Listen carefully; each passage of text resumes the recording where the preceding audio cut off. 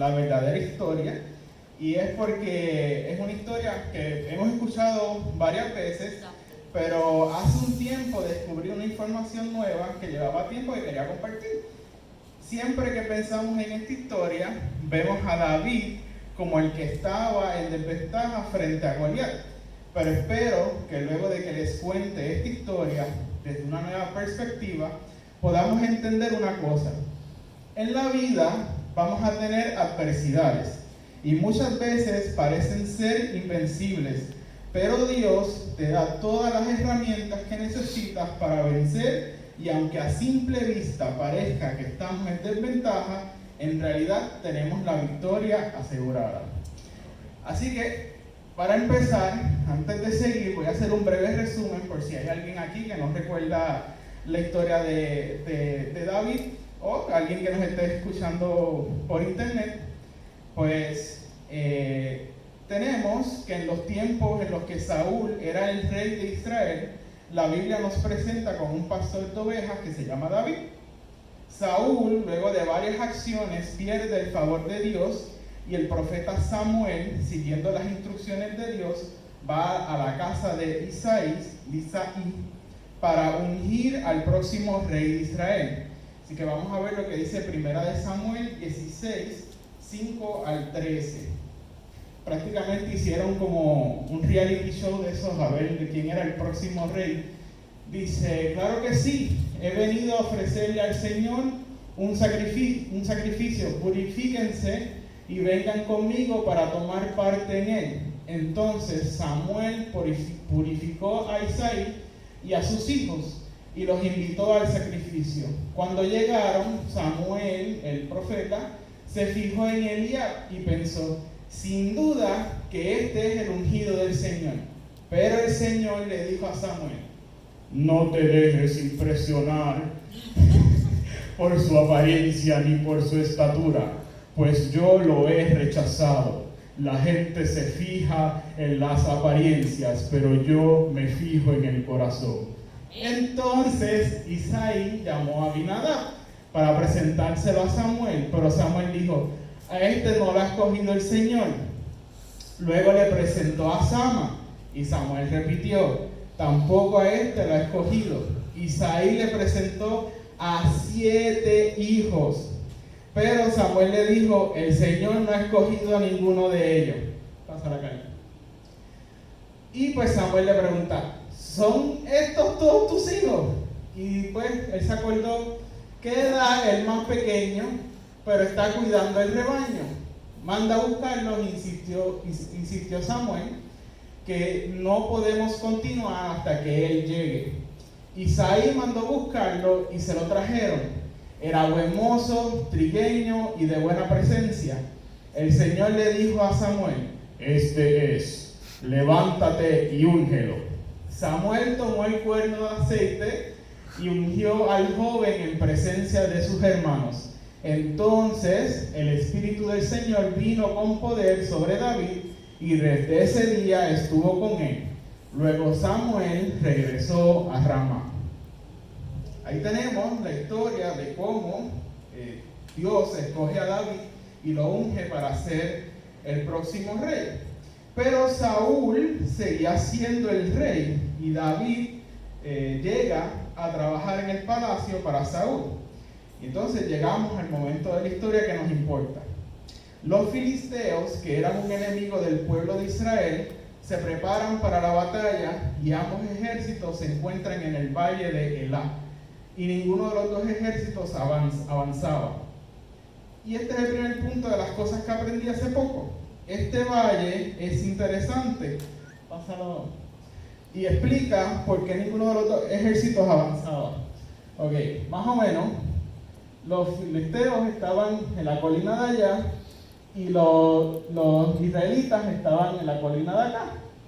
Y el problema era que como el ejército estaba en una colina y el otro estaba en la otra colina, si cualquiera de los dos intentaba avanzar, pues iba a tener la desventaja porque iban a estar subiendo a la colina. Entonces pues Emanuel, que sabe de táctica militar, pues sabe que eso es una desventaja. No solamente porque te vas a cansar cuando vas subiendo, sino pues porque los que están arriba... Eso es high ground. Exactamente. Tienen la ventaja porque están arriba. Entonces, ¿qué pasó? Pues que una costumbre muy común de ese tiempo era el combate 1 a 1. Y ambos ejércitos seleccionaban un representante y el que ganara significaba que había ganado la guerra contra el ejército contrario. Obviamente los filisteos escogieron a Goliat. Goliat era un guerrero sorprendente. Para que tengan una idea, veamos lo que dice 1 Samuel 17, 4 al 7. Un famoso guerrero, oriundo de Gat, era cerquita en la foto, pásale un momento para atrás, Carlos. Gat quedaba a 5 millas de donde fue la guerra, así que Goliat estaba cerquita de su casa, se puede decir. Vuelvo otra vez. Salió del campamento filisteo, su nombre era Goliat, y tenía una estatura de casi 3 metros. Yo busqué y más o menos eso significa 9 pies, 9 pulgadas. Llevaba en la cabeza un casco de bronce y su coraza, que pesaba 55 kilos, también era de bronce, como lo eran las polainas que le protegían las piernas y la jabalina que llevaba al hombro. El asta de su lanza se parecía al rodillo de un telar y tenía una punta de hierro que pesaba casi 7 kilos. Delante de él marchaba un escudero. Entonces, imagínense a una persona de 9 pies de altura, casi 10, cubierto de pies a cabeza por una armadura de bronce que pesaba más de 62 kilos, aproximadamente 140 libras. Goliat desafió al ejército de Israel y demandaba que enviaran a un soldado para que se enfrentara con él. Estuvieron 40 días él desafiándolo día y noche. Así son los problemas con los que nos enfrentamos en la vida. Hay veces que llegamos a un punto en el que no podemos avanzar y nos sentimos que estamos estancados en el valle de Elá. Y lo peor es que tenemos un gigante día y noche amenazando que cuando nos venza seremos sus esclavos. Qué bueno que la historia no termina aquí. Llega David, así que un día el padre de David le pide que le lleve comida a los hermanos que estaban en la guerra. Todos los días ambos ejércitos marchaban, llegaban a los montes y luego Goliat salía a hacer las amenazas y los soldados de Israel se atemorizaban cada vez que él salía. O sea, imagínenselo, ellos dormían y por la mañana se preparaban, iban así, hacían el ruido, se paraban así en el monte, salía Goliat, hacía el escándalo y ellos empezaban, no.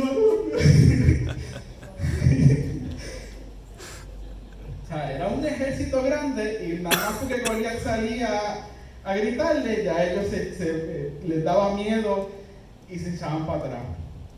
Como dije, esto es igual que cuando nos enfrentamos a problemas en la vida. Nos levantamos cada día listos para vencer y hay algo que nos hace retroceder y nos llena de temor, duda y hasta pensamos que todo está perdido. 40 días del mismo patrón. No fue un día, no fueron 2, fueron 40 días que lo mismo pasaba. Cuando David escucha lo que está pasando, se indigna y le dice a Saúl que él va a enfrentar a Goliat. ¿Qué calificaba a David para enfrentar a Goliat? Pues miremos 1 Samuel 17, 34 y 37. David le respondió: a mí me toca cuidar el rebaño de mi padre. Cuando un león o un oso viene y se lleva una oveja del rebaño, yo lo persigo y lo golpeo hasta que suelta la presa. Y si el animal me ataca, lo agarro por la melena y lo sigo golpeando hasta matarlo. Si este siervo de su majestad ha matado leones y osos, lo mismo puede hacer con ese filisteo pagano, porque está desafiando al ejército del Dios viviente. El Señor que me libró de las garras del león y del oso, también me librará del poder de ese filisteo. Anda pues, dijo Saúl, y que el Señor te acompañe. David estaba acostumbrado a pelear batallas en las que su enemigo era mucho más grande y fuerte que él. No dice cuántas veces peleó con osos y leones, pero para tener ese nivel de confianza deben de haber sido unas cuantas veces. Lo otro que tenía David era fe. Él dice: el Señor que me libró de las garras del león y del oso, también me librará del poder de este filisteo. Él trae a memoria las veces que Dios ha sido fiel, y si Dios es el mismo ayer, hoy y siempre, entonces lo que hizo ayer lo puede hacer hoy y lo hará mañana también. Él tenía plena confianza de que de alguna forma Dios lo iba a acompañar y ayudar en la batalla contra Goliat. Por eso estamos haciendo lo de las promesas también los domingos, porque cuando nos enfrentemos así a esas adversidades, pues traemos con fe esas promesas y están en tu palabra, y si lo hiciste ayer lo puedes hacer hoy y lo harás mañana. Amén. Entonces, para prepararse para la batalla, lo primero que Saúl hizo fue darle su armadura de guerra. Pero la armadura era demasiado pesada y él no estaba acostumbrado. No se podía mover, así que decidió ir con su bastón de pastor y buscó 5 piedras lisas en el río. Esta es la otra cosa que aprendí sobre estas piedras. No eran piedras comunes. Para empezar, las piedras que se encontraban en ese río vienen de un lugar lejano, y hay personas que creen que vienen de un lugar llamado Migdal Oz, que es una palabra hebrea que significa torre fuerte o torre de fuerza. Y en Proverbios 18:10 vemos lo siguiente: torre fuerte es el nombre de Jehová, a él correrá el justo y será levantado. Durante el viaje, estas piedras chocan unas con otras y así es que se van puliendo. Yo por lo menos pensaba que las piedras pues se pulen porque como están en el río, están en el fondo, y con el agua que va pasando pues las va puliendo, pero no. Es porque al estar en fricción unas con otras se van puliendo. O sea, las herramientas para enfrentar el desafío se van forjando a través del camino. Con fricción y golpes te vas puliendo para el momento en el que tienes que enfrentar la batalla. Otro dato curioso es que estas piedras eran más densas que las piedras en cualquier otra parte. Y más adelante les digo por qué esto es importante. Llegamos a la parte buena, la pelea. David toma su bastón de pastor, las 5 piedras y la honda. Baja al valle y se va acercando. Goliat lo ve y detrás de su escudero se acerca a David. Cuando lo ve, dice lo siguiente, y presten atención que esta es la parte importante que aprendí en 1 Samuel 17, 42 al 44. Le echó una mirada a David y al darse cuenta que era apenas un muchacho trigueño y buen mozo, con desprecio dijo: ¿soy yo acaso un perro para que vengas a atacarme con palos? Y maldiciendo a David en nombre de sus dioses añadió: ven acá, que les voy a echar tu carne a las aves del cielo y a las fieras del campo. Dos cosas importantes en estos versos. Goliat aparentemente tenía problemas con la vista, porque no dice palo, sino que dice palos en plural. Quizás es simplemente una expresión, pero luego dice ven acá.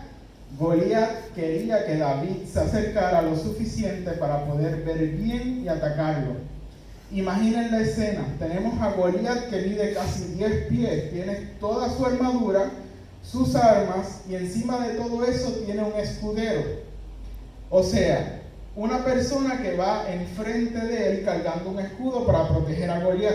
También los escuderos, en las películas se ve que está el que va a pelear, hace así, y el escudero es el que viene corriendo y le entrega la espada o le entrega la lanza, y entonces él es el que se va.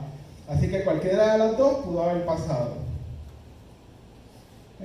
Al otro lado tenemos a David, que no dice su altura, pero vamos a imaginarlo que era de mi altura, 5 pies 8 pulgadas, sin armadura, con un bastón de pastor y una honda.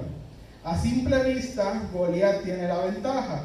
¿Por qué necesita que David se acerque? Hay estudiosos de la Biblia que entienden que Goliat sufría de la enfermedad de gigantismo, que es causada por un tumor benigno en la pituitaria. Y les voy a leer los síntomas: retraso en la pubertad, visión doble o dificultad con la visión lateral, periférica, esa es la de para los lados. Frente muy prominente, o sea, tenía una frente grande. Y mandíbula también. Espacio entre los dientes, dolor de cabeza, aumento de la transpiración, sudaba mucho. Periodos menstruación irregulares, creo que esa no le toca. Dolor de las articulaciones, manos y pies grandes con dedos de manos y pies gruesos. Secreción de leche de las mamas, entiendo que eso tampoco le toca. Problemas de sueño, entiendo que sí, es así. Engrosamiento de las características faciales, debilidad y cambios en la voz. O sea que a lo mejor, aunque yo hice, a lo mejor habla,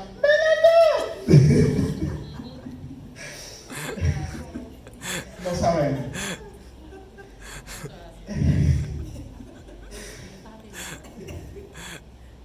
No estoy haciendo chistes, Silvero. Estoy hablando en serio. Es por eso que se cree que Goliat, cuando dice palos y ven acá, acompañado de la estatura de él, llegan a la conclusión que no debía de ver bien debido a su condición de gigantismo. Los problemas en la vida son como Goliat, que, como dije anteriormente, muchas veces llegan de repente, se ven grandes, musculosos, altamente armados e invencibles, pero cuando te acercas te das cuenta de que cuando caminan se mueven lentamente, no ven bien y tienen que esconderse detrás de un escudero. Vamos a hablar de las armas de David. Él tenía 3 armas. La primera era el bastón de pastor que había utilizado para defender el rebaño del papá de leones y osos. La segunda era la honda. Esta honda son armas mortales. Encontré un video de unos niños en Afganistán, muy baja calidad, pero para ilustrar el punto de la honda. Pásalo a ver si funciona. ¿No más? Aún mucho. Vale. Chica móvil. Él es un pastor también, él dice que tiene más o menos 40, 50 en el rebaño. Le preguntó si los contó, le dice que no. Dice, ¿cómo tú sabes si se te perdió el cono? Si le conoce los nombres, dice no, las conozco por las apariencias.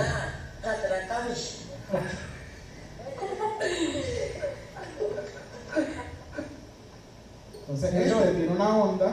Que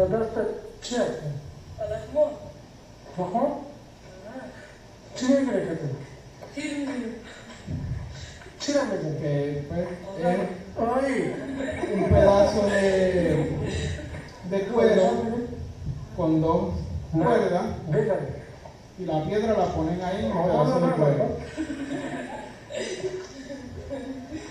y así se usa y ahí se pone.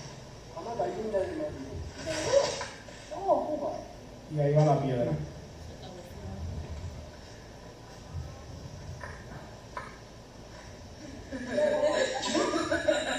Niños felices en Afganistán. Es posible que la versión que utilizó David fuera ligeramente diferente, ya que tenía el bastón de pastor. Es posible que él armara la honda al palo y eso le daba la oportunidad de utilizar piedras más grandes y si era necesario podía utilizar el bastón para defenderse. O sea, como vimos allí, cargaba la honda, pero en vez de girarla con la mano, la amarraba al bastón, giraba el bastón y entonces cuando tiraba, pues, la honda iba volando. Entonces al ser el bastón le permitía piedras más grandes. Estas piedras pueden llegar a velocidades mayores a las 100 millas por hora. Ustedes han visto a los pitchers en los juegos de béisbol cuando ellos lanzan una bola, la mayoría no pasa de las 100 millas por hora. Y saben que los jugadores tienen protección mayormente en la cabeza porque un golpe puede ser muy dañino. Estas piedras viajaban a mayor velocidad que esas bolas de béisbol. ¿Cuál era la tercera arma que tenía David? La encontramos en 1 Samuel 17, 45 al 47. David le contestó: tú vienes contra mí con espada y jabalina, pero yo vengo a ti en el nombre del Señor Todopoderoso, Amén. el Dios de los ejércitos de Israel, a quien has desafiado. Hoy mismo el Señor te entregará en mis manos y yo te mataré y te cortaré la cabeza. Hoy mismo echaré los cadáveres del ejército filisteo a las aves del cielo y a las fieras del campo. Y todo el mundo sabrá que hay un Dios en Israel. Todos los que están aquí reconocerán que el Señor salva sin necesidad de espada ni de lanza. La batalla es del Señor y Él los entregará a ustedes en nuestras manos. Amén. Vamos a acomodar aquí. Okay. David sabía que Dios estaba de su parte y que no importaba la apariencia de Goliat o cuántas armas él tuviera, si Dios estaba con él, la victoria estaba segura. Y lo más importante es que se enfrentó a Goliat con la misión de mostrarle a todos los presentes. Noten que no dijo, y los filisteos reconocerán, dijo, todos los que están aquí. Él quería que incluso los israelitas reconocieran que Dios salva sin necesidad de espada ni de lanza. La batalla comienza y David rápidamente lanza la piedra y le da entre ceja y ceja. Y Goliat cae al piso. Todos los filisteos tuvieron miedo y se fueron corriendo. Miren que hasta el escudero se fue porque no hizo su trabajo. Una vez Goliat cayó, David pudo acercarse para terminar de matarlo. Yo estaba buscando información de los escuderos y normalmente ellos no peleaban, pero si se veían en la necesidad de pelear, iban a pelear porque eso significaba que iban a obtener gloria. O sea, el que yo le estaba haciendo de escudero no pudo terminar, pero yo me metí, peleé y la honra que le iba a llegar a él me toca a mí. Así que hasta ese salió corriendo, no le importó la gloria y salió corriendo. Entonces, esta mañana, esto no lo tengo escrito, pero esta mañana de momento me llegó a la mente que, y pues, no sé si suena bien, pero Dios llegó a ser el escudero de David en la pelea. Porque Dios, como mencioné, los escuderos eran los que les proveían las armas a los que iban a enfrentarse en la batalla. Dios le provee la experiencia para él enfrentar los leones y los osos. Dios le proveyó las piedras y Dios estuvo con él allí en la batalla. Así que cumple las funciones del escudero. Todos los filisteos tuvieron miedo y se fueron corriendo.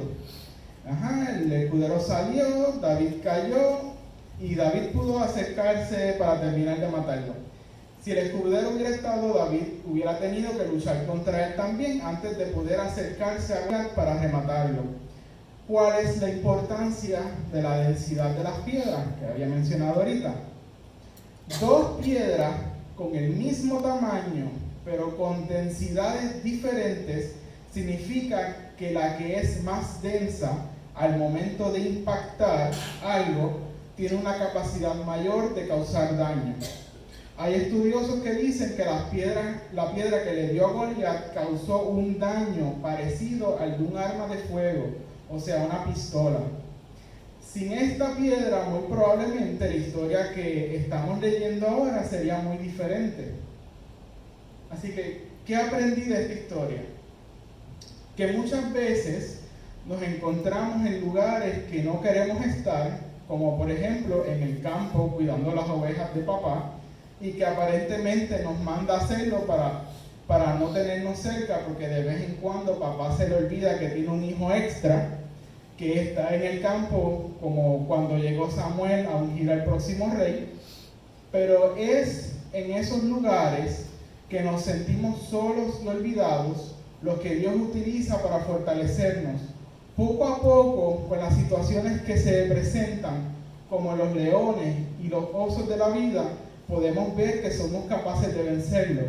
También aprendí que aunque la dificultad se vea grande e invencible, es posible que en realidad tenga más problemas que yo. Que esa dificultad en realidad tiene visión borrosa, doble, sufre de dolores de cabeza y dolores en las articulaciones, y lo único que puede hacer es gritar y fastidiar. Pero a la hora de la verdad, cuando la enfrentamos, sale corriendo de miedo. Sobre todo aprendí, y esto es lo más importante, Dios está contigo en cada paso del camino. Puede que no lo veas y puede que no lo sientas, pero Él está ahí, velando cuando luchas con los osos y leones, guiando las piedras específicas que vas a necesitar para vencer a Goliat, y apoyándote en el momento en el que declaras que Él es el Dios verdadero y te entregará la victoria. Amén. Para terminar, esto me lo envió mi madre después que leyó el mensaje. Dice: a veces Dios permitirá un Goliat en tu vida para que encuentres al David que hay en ti. Amén. Y tengo también que la pastora me escribió también de leer los mensajes, Facebook les recordó que hace 7 años ella escribió esto: necesitamos gigantes que nos desafíen y así sacar el potencial que tenemos dentro. Así que este era el mensaje para el día de hoy. Este era el mensaje que Dios quería que trajera. Amén.